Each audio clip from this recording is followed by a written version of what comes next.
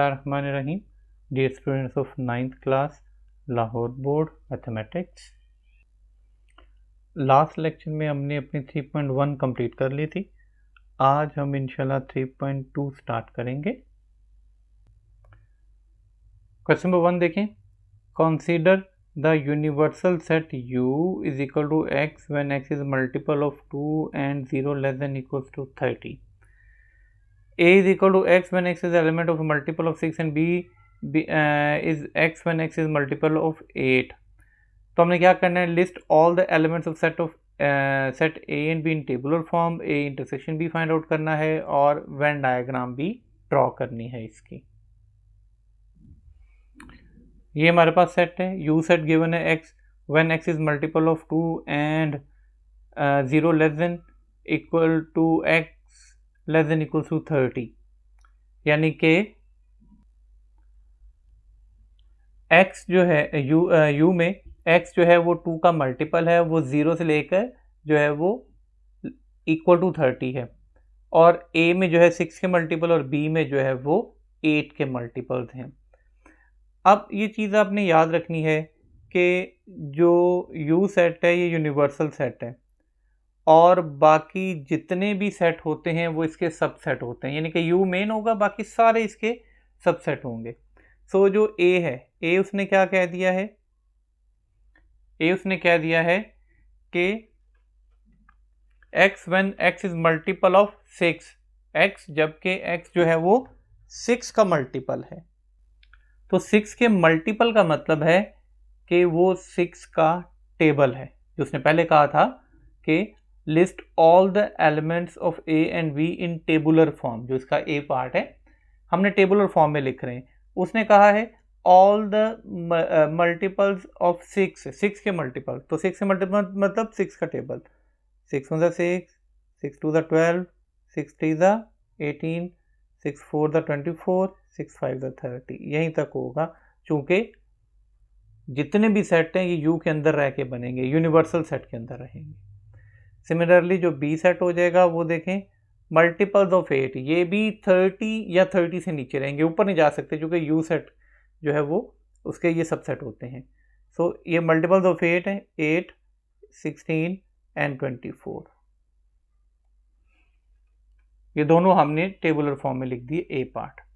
अब इसका जो सेकंड पार्ट था वो था फाइंड A इंटरसेक्शन B.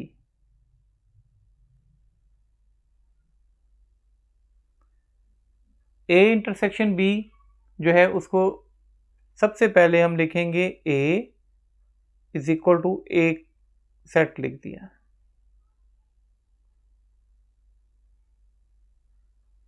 दरमियान में साइन है इंटरसेक्शन का और फिर है B सेट लिख दिया. अब इंटरसेक्शन का मतलब होता है कॉमन. A इंटरसेक्शन B का मतलब है कि वो तमाम एलिमेंट लिख दिए जाएंगे जो A और B में कॉमन है, मतलब जो दोनों में पाए जाते हैं. तो इंटरसेक्शन का ये साइन होता है A intersection B, A intersection B, A intersection B. देखेंगे 6 इसमें है, नहीं है, नहीं लिखा जाएगा. 12 इसमें है, नहीं.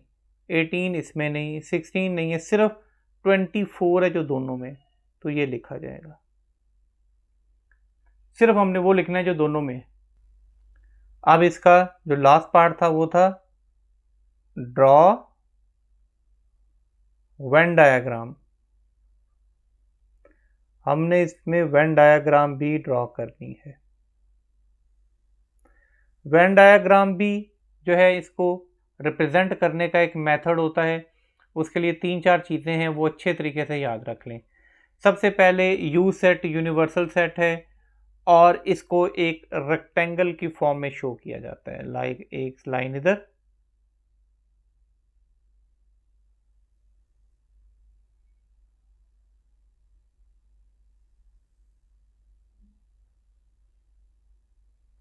U सेट जो है ये एक यूनिवर्सल सेट है और जितने भी A B C D कोई भी सेट आ जाए वो इसका सबसेट है. सबसे पहले देखेंगे कि ये ओवरलैपिंग है या नहीं है. ओवरलैपिंग का मतलब ए और बी के कुछ एलिमेंट मिलते हैं आपस में, देखें एक 24 वाला पोर्शन है जो दोनों में मिलता है, ठीक है। इसका मतलब है इसका कुछ हिस्सा भी जाए, एक एलिमेंट भी जा रहा है तो ये ओवरलैपिंग है। जो यूनिवर्सल सेट है यू, उसको रेक्टेंगल से, और जो अंदर सेट होते हैं उनको ऐसे सर्कल से डिनोट किया जाता है। अब ये ए सेट है और ये बी सेट है। ये वाला पोर्शन वो है जो दोनों का कॉमन है, ए और बी का। देखें ये ए में भी आ रहा है, ये बी में भी आ रहा है। तो यहां पे क्या लिखा जाएगा, 24, ये आया था दोनों में। अब जो सिर्फ ए में मौजूद होंगे, यहां से देखेंगे जो सिर्फ ए में है, सिर्फ ए में कौन कौन से हैं, 6, 12, 18 और 30। जो सिर्फ बी में है वो कौन से हैं, सिर्फ बी में 8 और 16, क्योंकि 24 तो कॉमन एरिया में आ गया। और जो बाकी बच गए हैं वो सारे यू में होंगे। अब हमारा आंसर क्या था, चूंकि हमने वेन डायग्राम बना रहे हैं, देखें हमने ए इंटरसेक्शन बी का वेन डायग्राम बनाई, तो ए इंटरसेक्शन बी का आंसर क्या है, 24। इसके अलावा और भी कोई एलिमेंट अगर आ जाता तो आ जाता। अब जितने हिस्से में 24 है उसको शेड कर देंगे, जो आपका आंसर है। सो इसमें नीचे अब लिख सकते हैं साथ, that shaded portion shows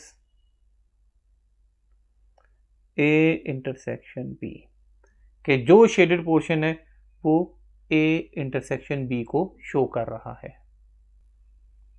question number 2 देखें, कहते हैं let u is equal to x when x is an integer and 0 less than equal to x less than equals to 150।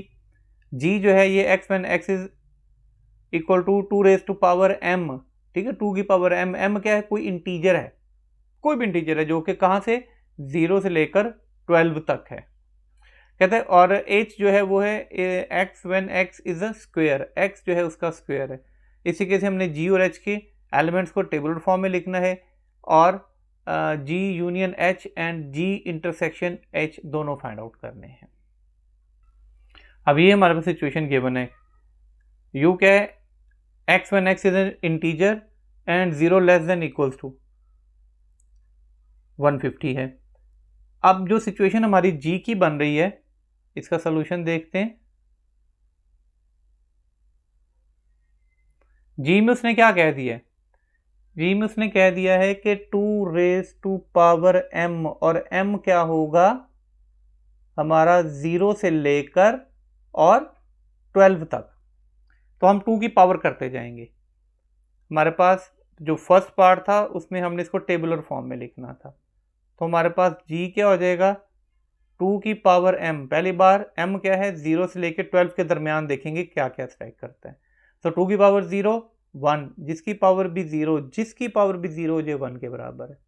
फिर 2 की पावर 1 2, 2 की पावर 2 4, 2 की पावर 3 8, 2 की पावर 4 16, 2 की power 5 32, 2 की पावर 6 4, 2 की पावर 7 128। और अब देखेंगे 2 की पावर 8 क्या होती है, वो तो बन गई 256। 256 नहीं लिख सकते क्योंकि u जो है हमारा 150 तक है, ठीक है। तो सारे सेट इसके सबसेट होंगे, u के अंदर रहकर ही सारे आएंगे, इससे ज्यादा नहीं। नेक्स्ट वन क्या है, h सेट उसने कहा है कि ये भी आपने टेबुलर फॉर्म में लिखना है। x जो है वो स्क्वायर है, ठीक है। स्क्वायर का क्या मतलब हो गया कि पहली बारे में 1 का स्क्वायर 1, 2 का स्क्वायर 4, 3 का स्क्वायर 9, 4 का स्क्वायर 16, 5 का स्क्वायर 25, 6 का स्क्वायर 36, 7 का 49, 8 का 64, 9 का 81, फिर 100, 11 का आ जाएगा 121 और 12 का 144। इससे आगे नहीं जा सकते क्योंकि 13 का 169 हो जाता है, वो 150 से बड़ा हो जाएगा। आपने इसके सबसेट के अंदर रह के लिखना है। सो जो फर्स्ट पार्ट था जी और एच को टेबुलर फॉर्म में लिख दिया हमने। अब इसका बी पार्ट है फाइंड जी यूनियन एच, जी और एच का यूनियन करना है। सेकंड पार्ट पे जी यूनियन एच हमने फाइंड आउट करना है। तो सबसे पहले जी लिखा जाएगा। सो हमारे पास जी क्या है, 1 2 4, ठीक है, 8 16 जो हमने पीछे बनाए हैं सारे, 32 64 128। दरमियान में क्या है, यूनियन, और उसके बाद एच लिख दिया जाएगा। देखेंगे एच क्या है हमारा इसमें। एच पीछे हमने फाइंड आउट कर लिया है। क्या सेट आता है एच हमारे पास, 1 2 4 8 9 16 25 36 49, और सारे स्केयर्स थे ये अप टू 144। जो पीछे है सेट वो सारा गिवन हो।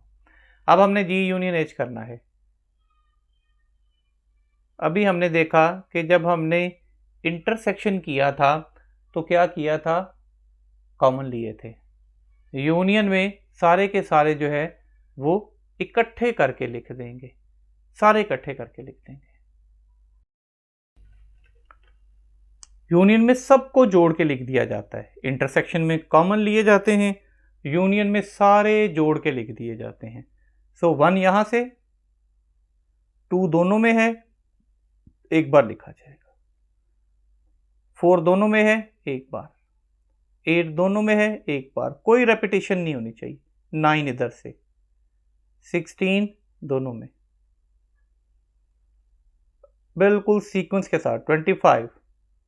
25 के बाद 32, फिर 36, इस तरीके से सारे हम सीक्वेंस में लिखेंगे। 49 64 81 100 121 128 एंड 144, सारे के सारे लिख देने, रिपीट कोई नहीं करना। 2 बार अगर आ गया तो वो नहीं लिखना हमने।